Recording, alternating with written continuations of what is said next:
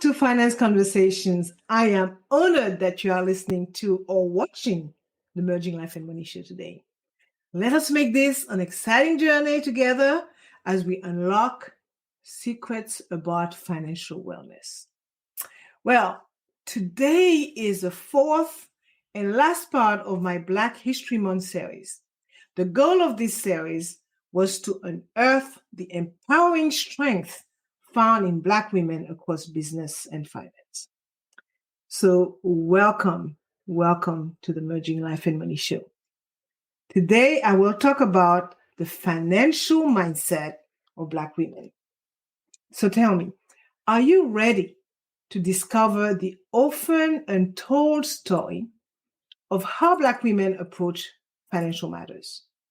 In this episode, I will explore the unique and powerful ways that Black women make decisions about money, about wealth building strategies they use, and about their journey toward financial independence.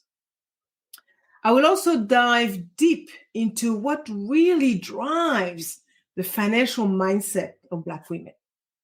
Well, it is a fact that as Black women, we often face financial obstacles that can leave us feeling discouraged and uninspired simply because navigating the financial journey of life can be daunting.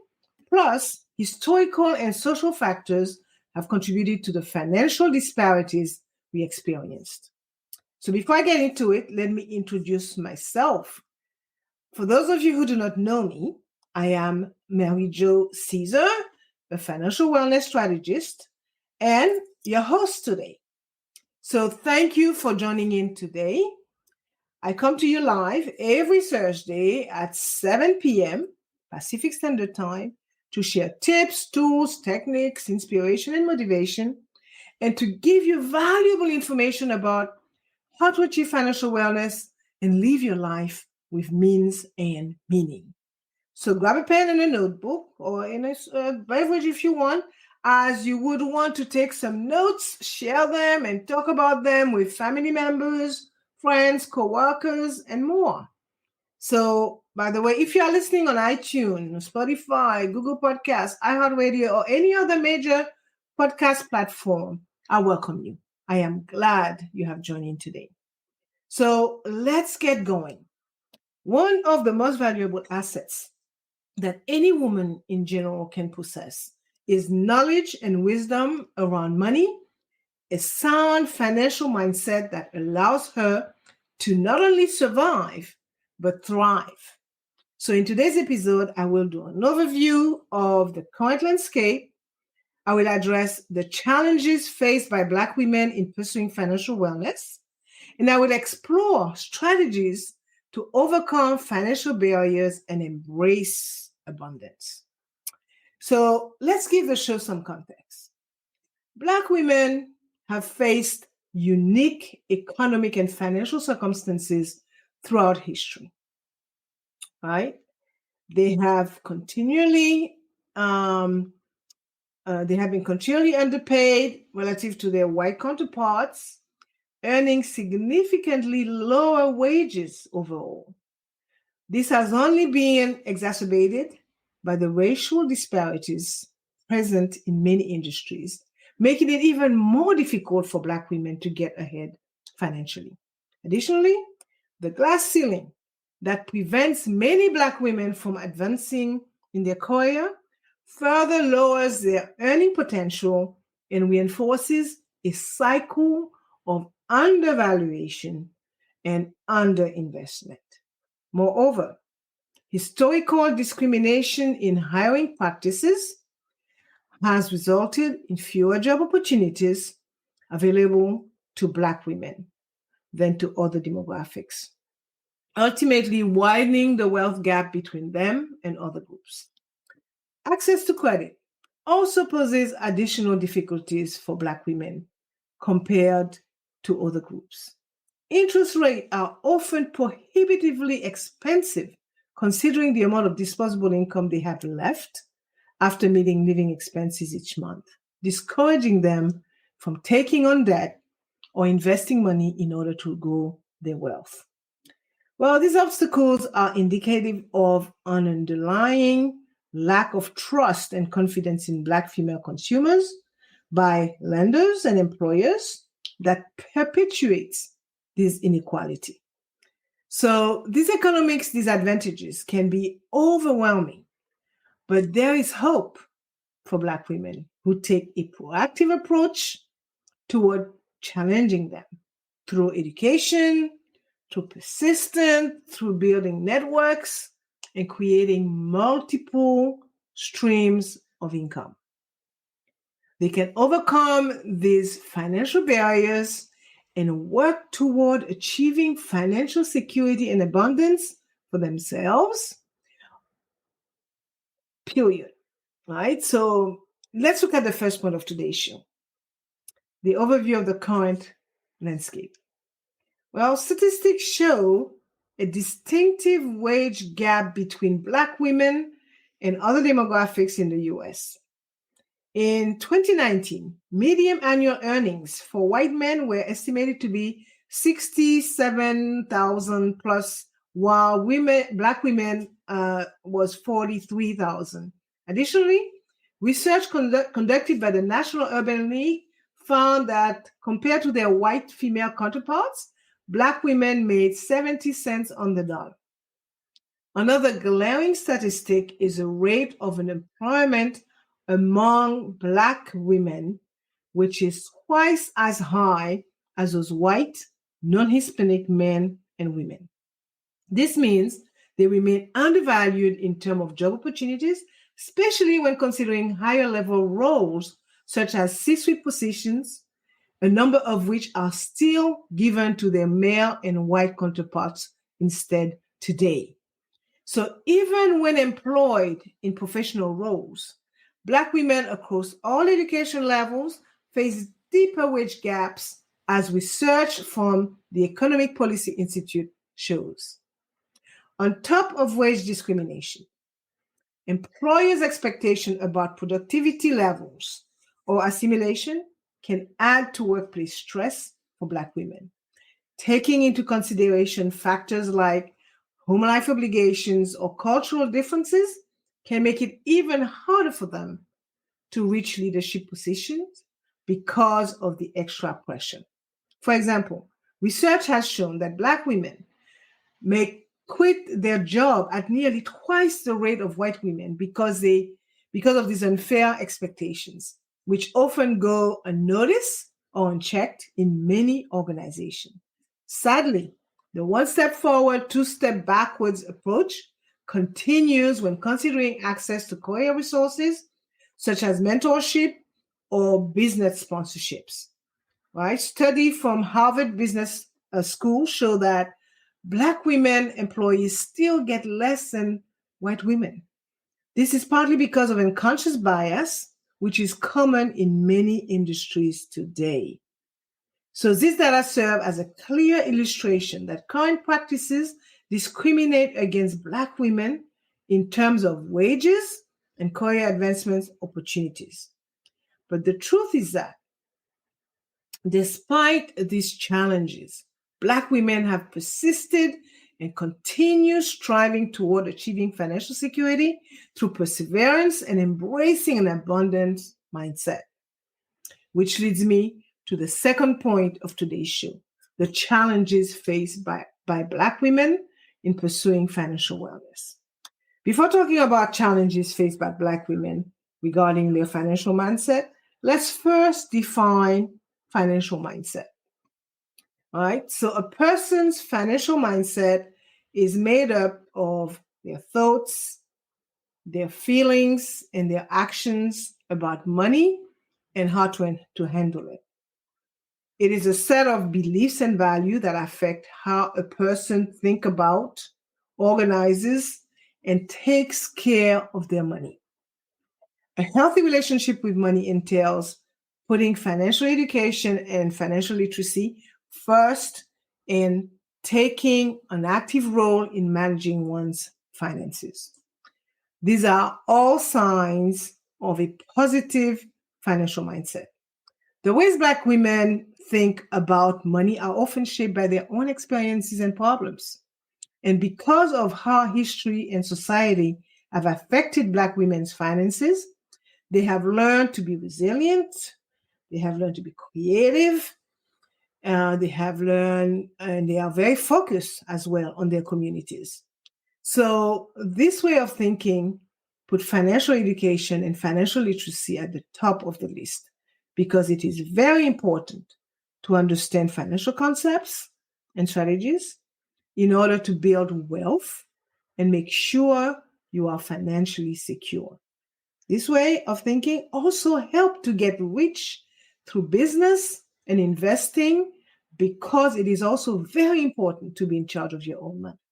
At the end of the day, by figuring out how Black women think about money, we can learn more about the unique financial problems they face and the way they try to solve them. Now that I explained financial mindset, I'm going to look at the socioeconomic factors that Black women face when trying to get financially healthy. Educational attainment has been an important factor that affect Black women's ability to gain employment and achieve financial stability. They are often underrepresented in higher education, making it difficult for them to gain the knowledge and skills necessary to secure a good job. Additionally, even after obtaining degrees, Black women are more likely than others to be overlooked or passed over for job offers, a phenomenon perpetuated by racial and gender discrimination in hiring practices. Well, another challenge facing Black women is the starting salaries they are offered compared to those offered to other groups. Unfortunately, despite the fact that Black women have higher educational credentials than other females, they still average lower salaries when first employed. Well, this discrepancy becomes even wider when factoring in years of experience as well as race. Also, accessing basic financial resources proves difficult for Black women due to existing prejudices and attitude about their worth as consumers, right? And as a result, bank and organizations tend to offer less favorable terms, such as limited credit access or increased interest rate when dealing with Black female applicants. Jeffrey Sachs, a well-known American economist, once said, "Inequality is not only a social injustice, but also an economic burden. Reducing inequality not only reduces poverty, but enhances economic performance." So what does this mean for Black women? It means learning how to proactively use the resources available to them so that they can build capital, they can preserve wealth, and they can create multiple streams of income despite the odds stacked against them. Also, through diversifying investment into different sectors, including real estate, stock market, and even art assets, among others, Black women can generate sources of passive income while working toward achieving personal freedom. Now, I would like to take a few moments to talk about the impact of Black women's cultural beliefs and values simply because they heavily influence their financial decisions. Well, growing up, many Black women are taught to be frugal with their money as a way of avoiding debt and financial hardship. Nothing is wrong with that. This means living within one's means, even if it means sacrificing certain luxuries and services. For example, saving money is often seen as something to be proud of or admired by others in the community. Furthermore, family support systems have been key to helping Black women build wealth over time, as relatives who have achieved financial success can offer invaluable advice and act as mentors when it comes to goal setting and budgeting, while also providing emotional support during difficult times. As a result, generations have been able to share resources they need And this has helped strengthen relationship between family members and given them opportunities for economic success that they would not have had otherwise. Moreover, though many Black women come from communities facing extreme poverty, there is still a strong sense of pride that resonates throughout this demographic, showing that despite the odds stacked against them, progress can still be made with the right strategies in place, coupled with faith-based resilience. This outlook often encourages people to never give up on themselves, no matter how hard their current circumstances may be. It is these positive messages which keep them inspired enough to pursue their goals regardless of what obstacle they may encounter along the way. So I will end this point by saying that cultural beliefs and values are essential components to understanding how Black women approach finance. This teaching shape our spending habit, instill discipline regarding cash flow management, and provide us with much needed inspiration, especially when getting out of debt seems unimaginable. As such, we should strive toward continuing this tradition so that generation moving forward may benefit from such insights into achieving economic freedom and lasting stability in life by embracing the power of collective wisdom.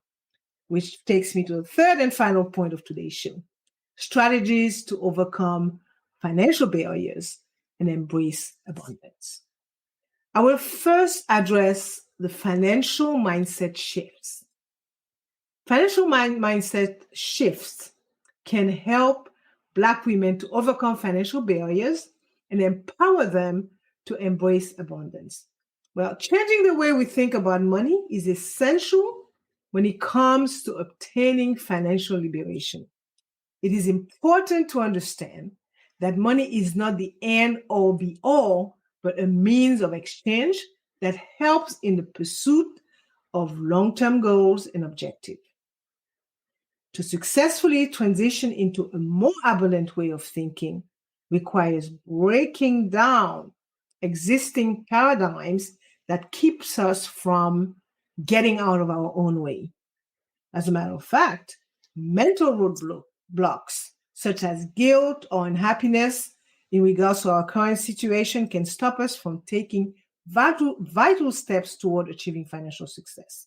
A very important part of being able to shift our financial mind is to embrace financial education and financial literacy. And to become financially literate, it takes careful planning and preparation. So this includes creating a budget and tracking expenses. This includes understanding the ins and outs of credit reports, very important, investing prudently, and avoiding excessive debt. Additionally, forming positive relationship with money by developing an emergency fund for unexpected expenses helps build wealth over time, especially if you are looking for investment opportunities and setting achievable saving goals. And as noted earlier, systemic racism and sexism in the past have had a big effect on how Black women in the US think about money now. And because of these problems, they learn to be strong, they learn to be creative, and they learn how to put financial education and literacy at the top of their list of priorities because they know how important it is to understand financial concepts and strategies in order to build wealth and create financial security.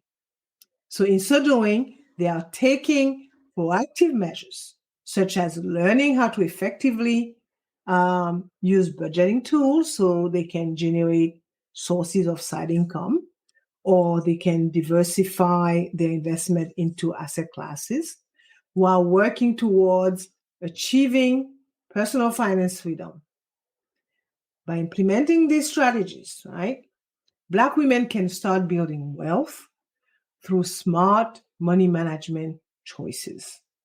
And ultimately, this will enable them to engage in activities such as owning a business or property without relying on outside assistance. Additionally, seizing control over their destiny when it comes to economic prosperity is key if they want real change through equality of opportunity across the board. Now, let's look at the creation of multiple streams of income.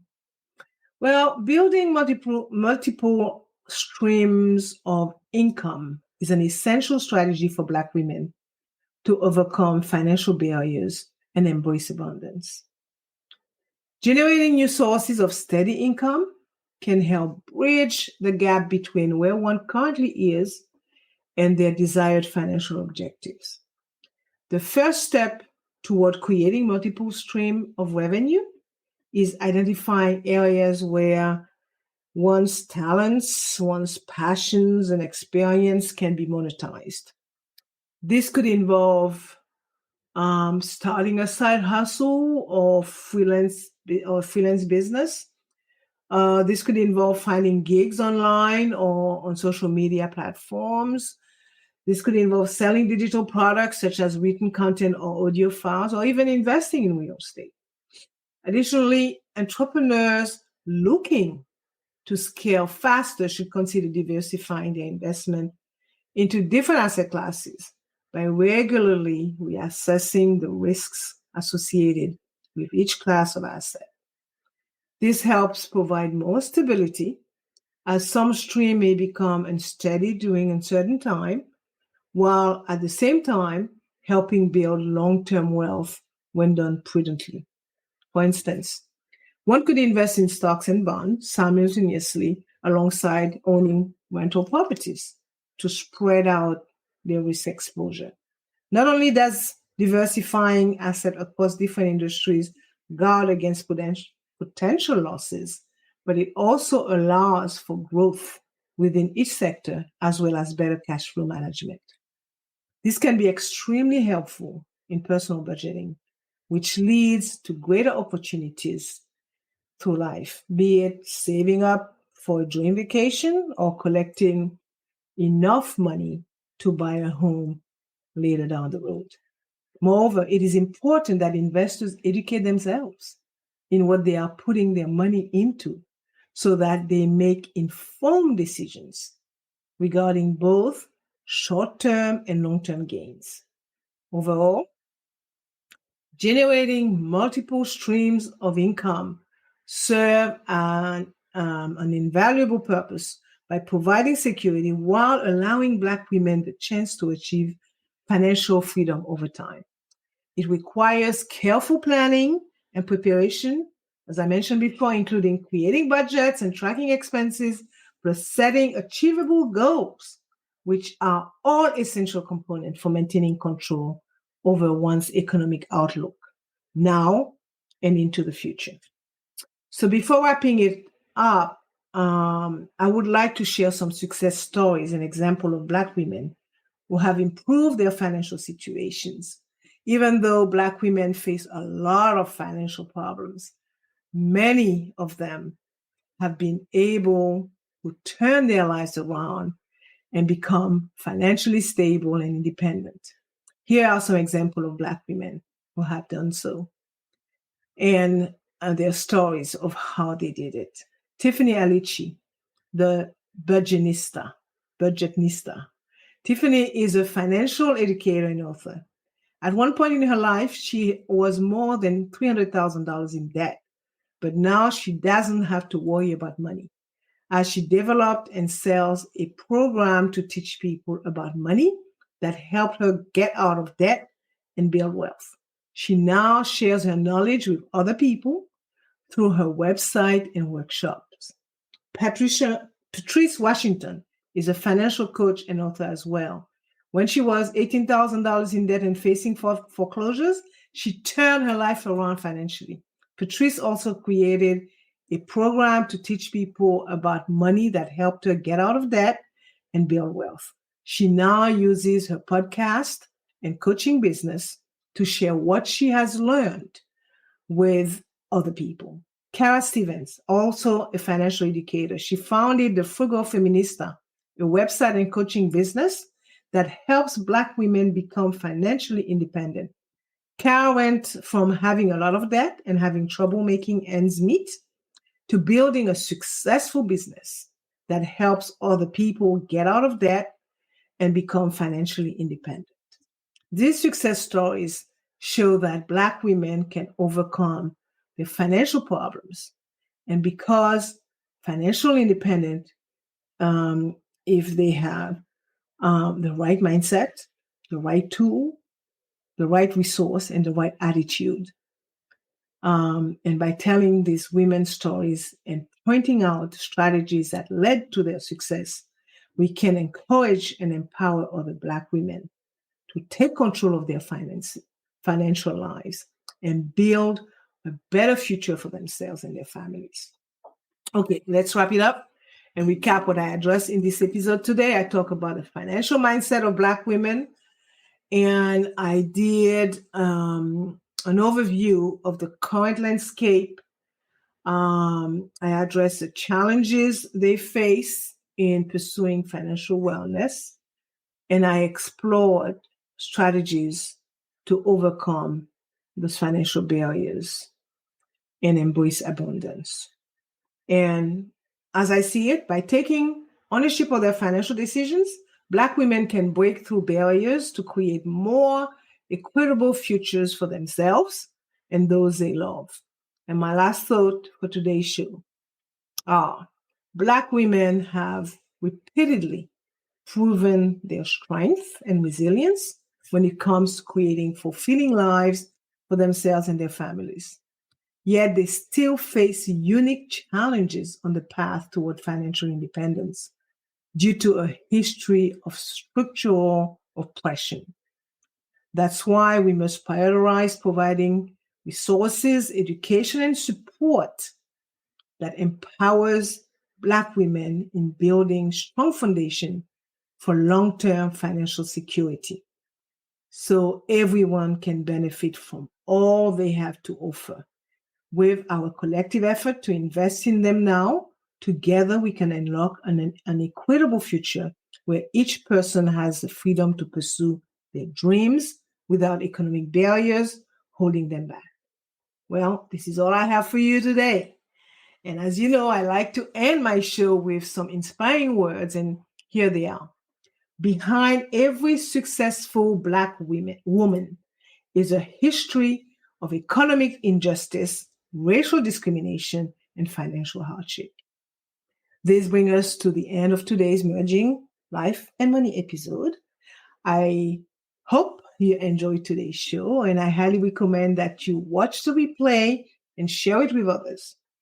And as Black History Month comes to a close, it is important to remember that Black history is not just something we celebrate once a year. It is a part of all of our stories, and it has always been important. So the contributions of Black people throughout history are part of what makes our society what it is today. So even though Black History Month is a time set aside to recognize and honor these achievements, it is important that we keep learning and make sure Black people's voice are heard all year long. So let's keep the spirit of Black History Month alive as we work to make the future fairer and more just for everyone. So for more information about how to achieve financial wellness from the inside out and live a purposeful life with the money you have, join me next week, Thursday at 7 p.m. Pacific Time, 8 p.m. Mountain Time, 9 p.m. Central Time, 10 p.m. Eastern Time, 11 p.m. Atlantic Time, and noon Friday, Brisbane, Australia time. Thank you for being here today on the Merging Life and Money Show. I am your host, Marie-Jo César. I will be back again next week. Until then, continue merging life and money. Bye.